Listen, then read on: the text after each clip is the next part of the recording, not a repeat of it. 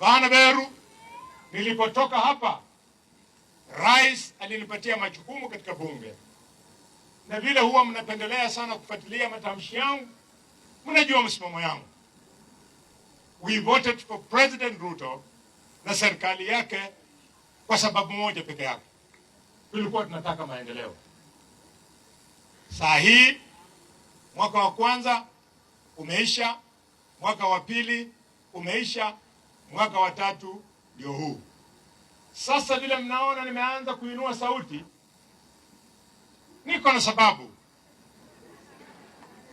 Sababu ni kwamba mandate ya serikali ilikuwa miaka 5. So if the first 3 years hatujaona matunda yake, I'm starting to get worried.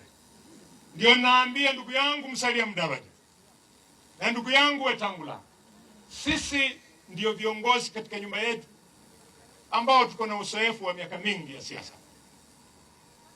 Tumkumbushe rais kwamba hizi barabara zetu ikiwemo hii yenye imekwamia hapa Malaha, rais lazima aweke pesa. We want our roads to be done the way wanafanya barabara zingine sehemu zingine Kenya hii. If the government of William Ruto will not fix our roads, hawatatengeneza airport yetu Kakamega,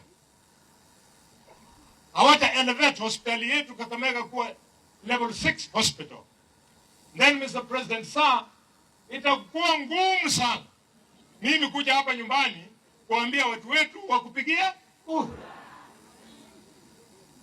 This is the truth.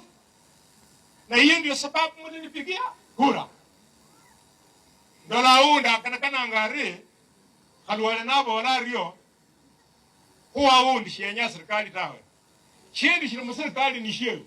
Ni sheru ni barabara, sheru ni hospitali, sheru ni airport. If they don't give us, then what else can they give us? Utibani shukwa manya khoyera bakali.